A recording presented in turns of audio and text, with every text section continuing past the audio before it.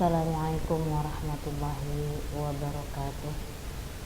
Lanjut kita ke pertemuan ke-8. Kita akan bahas surat Al-Isra ayat 32. A'udzu billahi minasyaitonir rajim. Bismillahirrahmanirrahim. La taqrabuz zina. Innahu kana fahishatan wa sa'a sabila.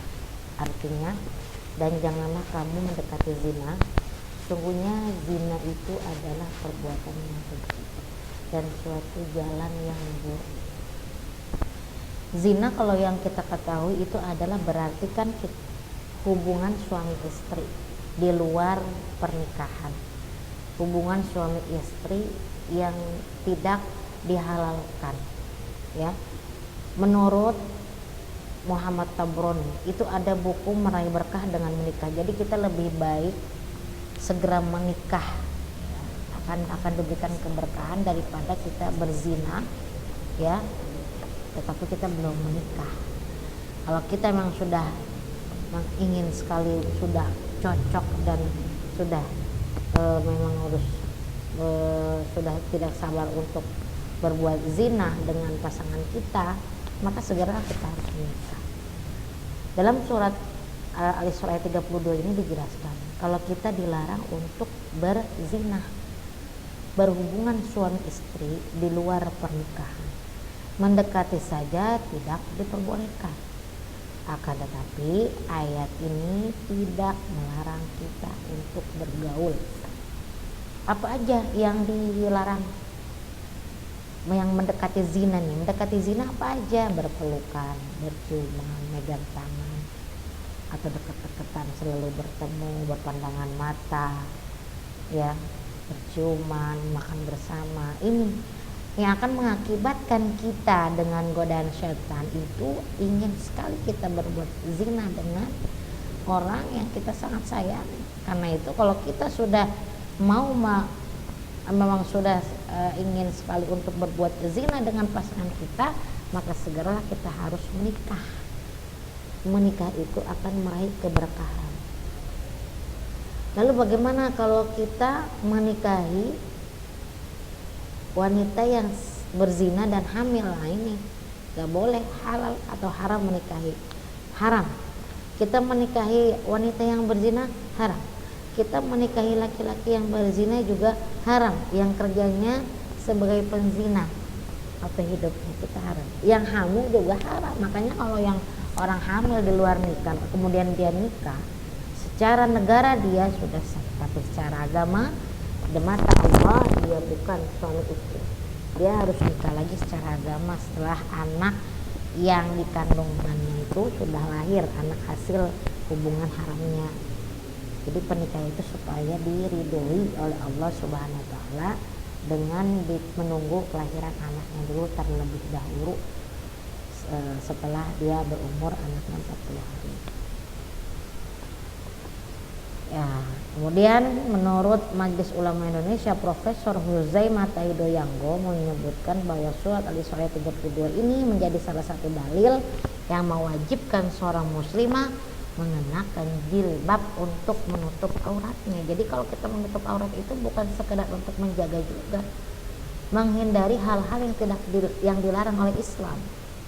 Karena kalau sudah terbuka aurat, maka adanya giroh, adanya nafsu, syahwat, ya, seorang laki-laki dan perempuan, yang ketiganya itu adalah syaitan, sehingga mereka tergoda untuk berdua melakukan zina, hubungan suami istri tanpa pernikahan yang sangat terkutuk, yang dilarang oleh Islam. Bahkan sebenarnya dalam Islam itu di hukumnya itu adalah hukum rajam.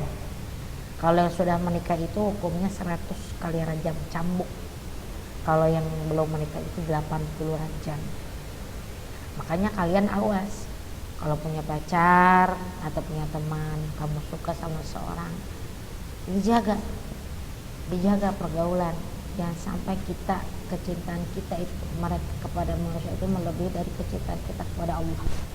Yang harus kita cintai yang pertama adalah Allah Subhanahu wa ta'ala. Yang kedua Nabi Muhammad.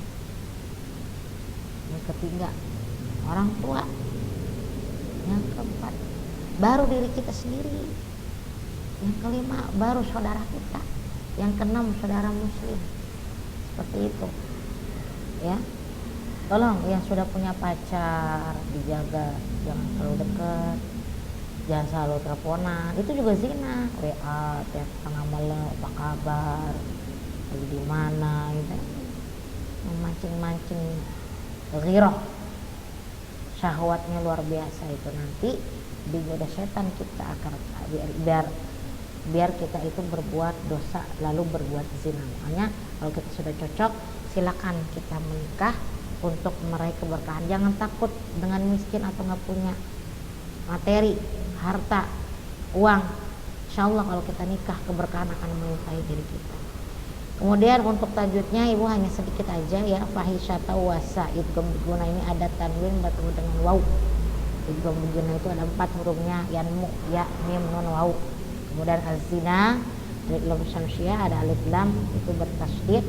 Kemudian wasa as-sabila itu adalah mat wajib muttasil ini atau bertemu hamzah. Kemudian sabila ada tanwin patatain di akhir kalimat, maka bacanya jangan sabilan tapi sabila aja. Untuk tugas ya, untuk tugas kamu yang kemarin kan udah ada pertemuan 6 tugasnya ya. Kalau sekarang ibu rubah jadi pertemuan tugas pertemuan 8 ya. Tugas pertemuan 8.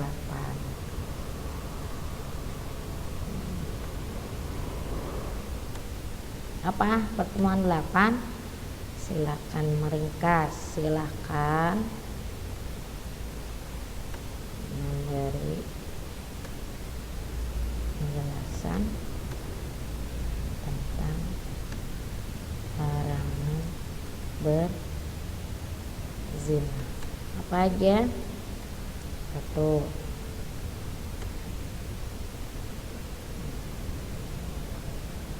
Sikap apa saja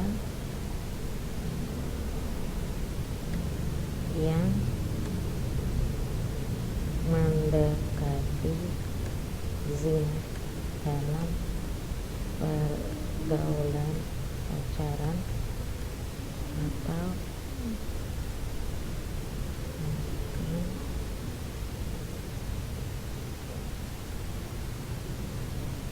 dan laki-laki tua.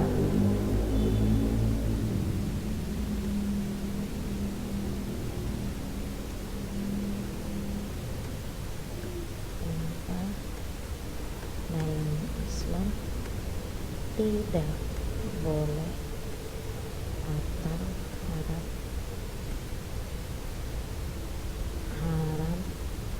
hukumnya menikahi wanita dan laki-laki dan laki-laki yang suka zina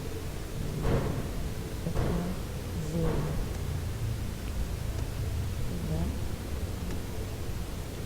mengapa dan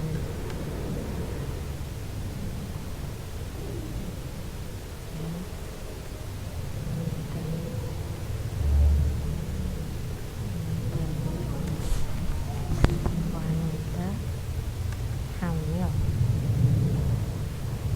Mengapa dalam apa hukumnya? Apa hukumnya? Apa hukum wanita menikah dan laki-laki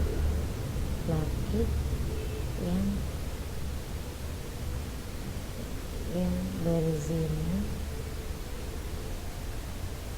yang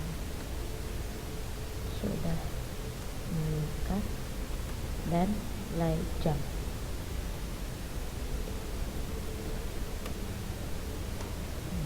Dan lajang.